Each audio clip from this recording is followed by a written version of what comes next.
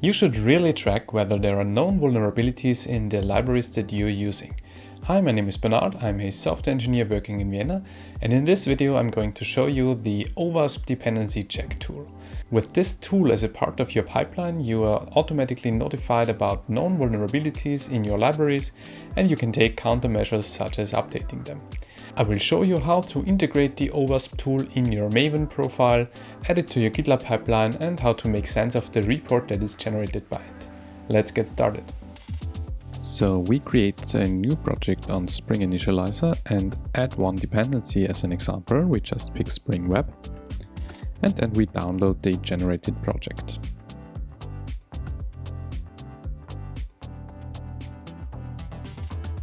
Once the download is finished, we can extract it, and as you can see, there is an automatically generated pom.xml and a source folder which contains the example source code.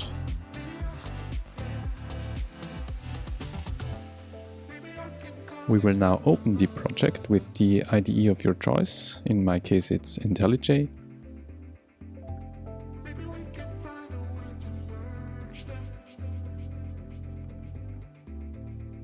Select Trust Project, and then IntelliJ will open your project in the project window, and we can open the pom.xml file since all changes we are going to make are in this file. Now our goal is to create a new analysis profile which will just run the OWASP dependency tool. So we enter a new profile section right under description and add a single profile. We will set the ID to OWASP Dependency Check, which is also the name we will use later on to call this profile.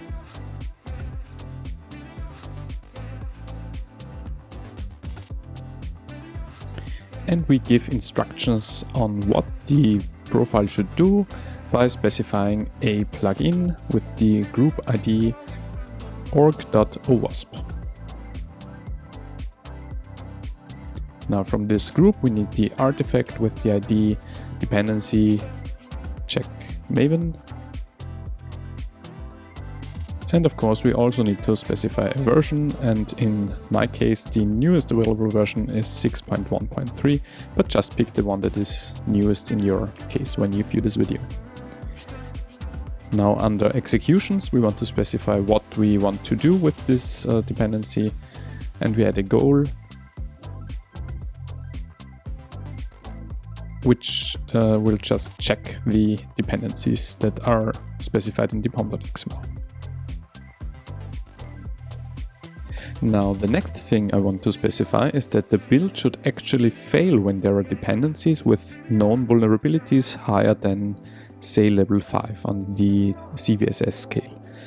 We do that by adding a configuration and adding the fail build on CVSS item and specify the level 5. So if we have something with level 5 or greater, the build will automatically fail. We will use this later on in our pipeline. Finally, to verify that this setup actually works, we will add a new dependency where we know that it is so old that there is a known vulnerability. So in the dependencies section, we create a new dependency, and I randomly looked up a dependency with known vulnerabilities, and I found com.google.guava, and we know that this will have a known vulnerability with a score higher than 5. So we will just add that and don't use it, but you will see that our dependency check will complain about this since it has a known vulnerability. So use artifact ID guava with version 21.0, and we know that this specific version will have a vulnerability that we will find. Now finally we will create our GitLab ci.yaml file to specify how GitLab should run this code in our pipeline. So we start from an image of Maven 3 with OpenJDK 15, and in this image we will add a single stage called build, and in this build stage we will just call our new Maven profile. So create job build in the stage with the same name, build, and add a script job and execute Maven clean install, and then specify the profile with -p. Now, one more thing we will want to do is we want to save the report that our Maven dependency check profile will generate. So we add an artifact section and provide the path of the report that is generated using our OWASP tool. It is stored in target/dependency check report.html. And one more thing, we also want this artifact to be saved when the pipeline does not succeed. This is actually the more interesting scenario, because we only are interested in this report when there are actually vulnerabilities in the output of the OWASP tool. So we specify when always. Now I want to create a new blank project on GitLab to demonstrate how this works. So we just use the name OWASP Dependency Check and create the project. And you can of course pick a different name in your GitLab setup.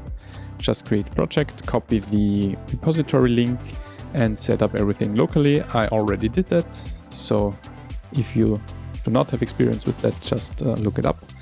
And once you've set up the repository on your local workstation, just push the code we've just generated.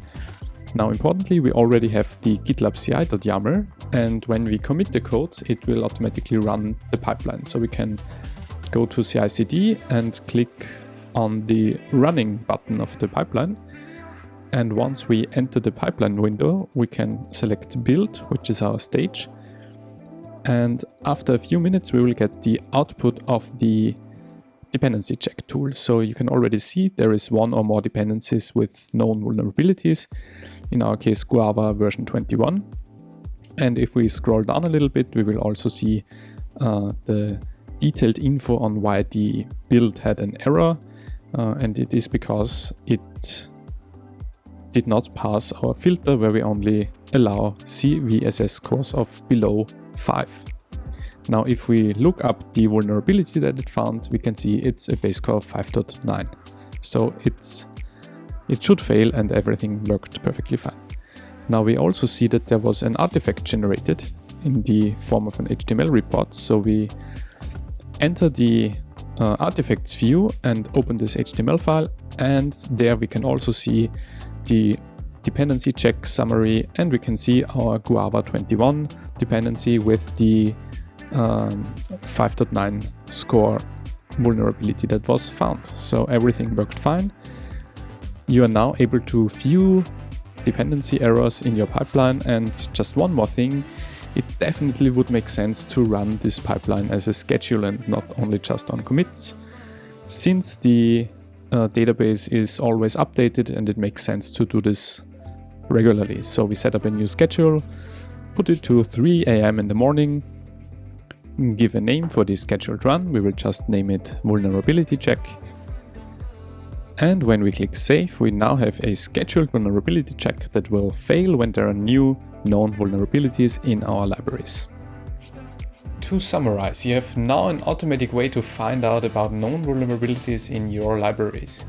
I've shown you how you can interpret the output generated by the Maven tool and to set up a scheduled task that runs the tool automatically every day. This is by far not the perfectly optimal solution to this problem, but it's a perfect way to get started, only takes a few lines of code and gives immediate results. I hope this was useful. Please let me know if you have any questions, and have a great day.